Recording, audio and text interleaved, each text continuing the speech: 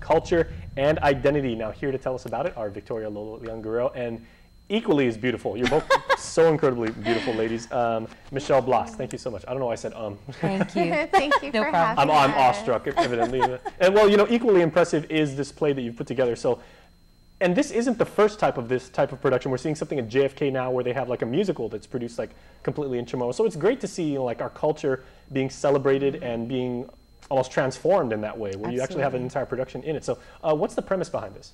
Well, Pagat was originally written in 2010 for Inetnengaf Pagu's 10-year anniversary, and so it was to celebrate the dances of Inetnengaf Pagu, which convey different moments in our island's history. But the central theme or story behind Pagat was the site itself. So Pagat, at the time, it was during the DEIS commenting period, and so Pagat was being identified for the live fire range. And so when Michael Bavacqua and I got together to write this script, we wanted to set it there intentionally to sort of draw attention to the significance of the place, but also the significance of the time.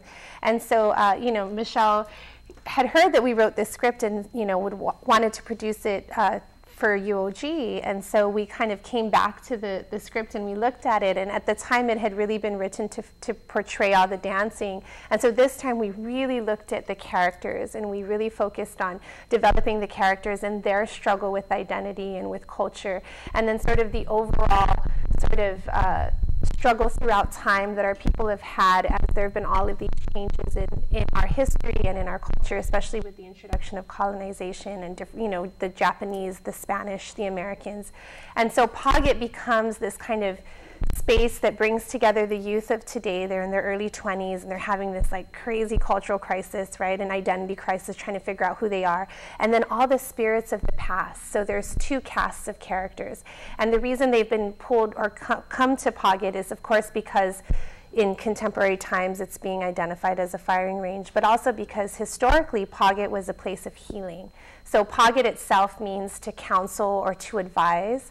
And when you look at Pagat, there were 55 lusung discovered there. There's a lot of medicinal plants discovered there. So as a place for healing, everybody's kind of coming together to heal and to explore who they are and sort of seek counsel in each other. And in terms of timing, it's also interesting because, of course, now the draft supplementary environmental impact statement is out. So exactly, and yeah. we had no idea. Was that planned? Okay. No, well, they only told us a few weeks ago that they were going to be releasing in mid-April, but Michelle approached us about a year ago, and so it really did work out in terms of timing. Well, that's one thing I want to talk to you about now, Michelle, because as we've interviewed you, you know, over the years, you know, your love of the stage and of performing and of directing others and of, you know, producing for that medium.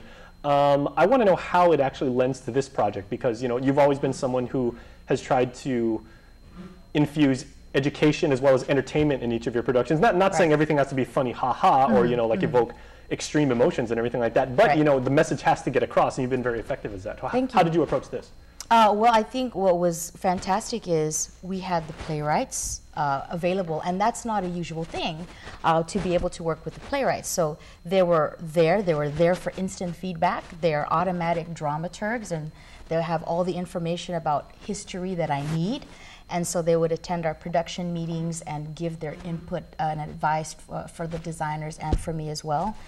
We also had to work with Vince Regis of Inetnengaf Pagu because the play also has dances. The dancers are also spirits that come and depict the story through dance. So it was great being able to work with so many different people.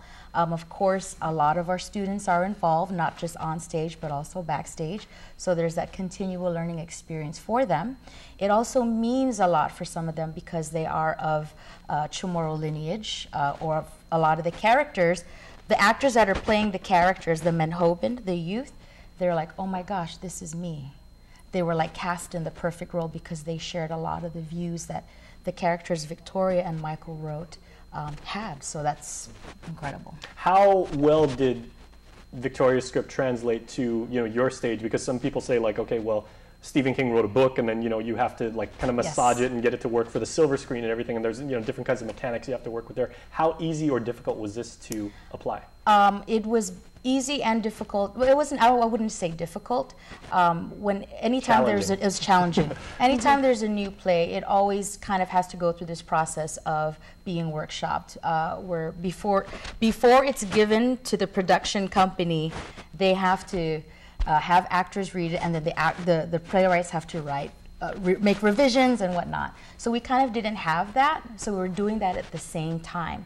But Victoria and Mike were spectacular in giving feedback, and all I had to do was say, hey, we're coming across this issue here. How about or what do you suggest we could do to make it flow better?